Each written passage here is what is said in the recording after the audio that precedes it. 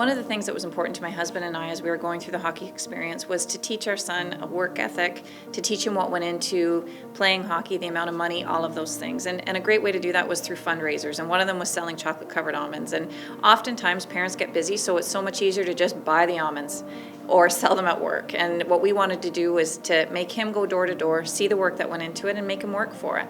And it was painful. He hated us on the day he had to go out and do it. It was cold, but he went door to door. He sold the chocolate-covered almonds, and he came home and made money and felt quite proud of himself. And it gave him a chance to put some work towards being in hockey and being a part of it, and he felt quite proud of himself after, and it taught him a great lesson in the meantime. Maybe when they were younger and still in minor hockey, but I can honestly tell you that now they realize all the time and effort that we put in as parents. They certainly appreciate us more now, and I think that's just because they're older. I have a better understanding for it now, but I still don't have kids that are doing that.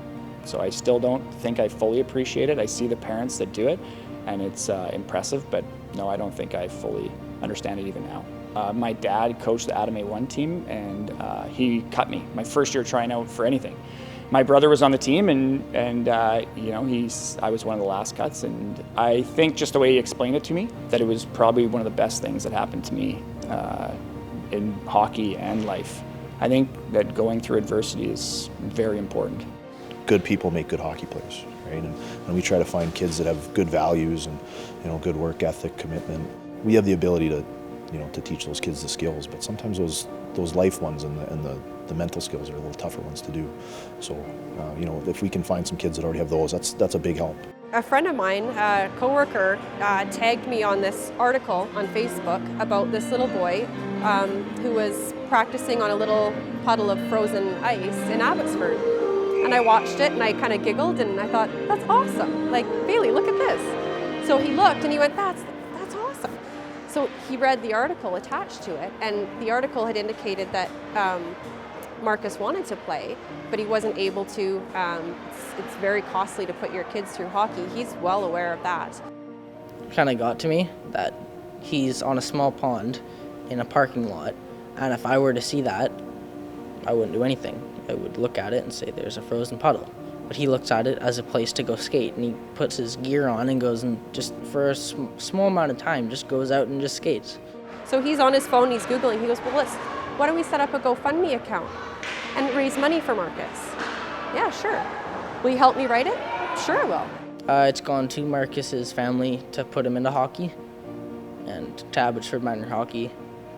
And a lot of people have sent in old gear for Marcus, and still in a good condition. Super proud of him. He just, something he wanted to do. He looks at the goalies as his brothers and sisters, and he said, you know what, that's crap. Like, it's a shame that a kid can't play hockey because of money. And I said, but that's a reality. And he goes, you have somebody, maybe he has a bunch of potential and we'll never know because he wasn't able to play. You know, I can remember getting my first pair of pads, my first pair of actually goalie skates, and then getting kitted out with the rest of the equipment. It was a big cost.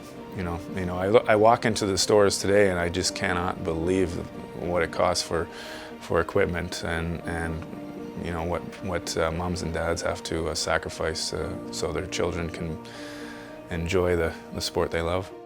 It's important for kids that are in hockey to realize that there should be no entitlement there. And in the room, a lot of the times when you have that sense of entitlement, or when your teammates have that sense of entitlement, it brings kind of a bad vibe into the room, and it's not good for anybody. So it's important to work for what you have and appreciate what your parents do for you in order for you to play hockey. On that cold day, it wasn't fun to go out and sell those chocolate-covered almonds, but at the same time, it felt good to know that I was helping my parents get me through that hockey season.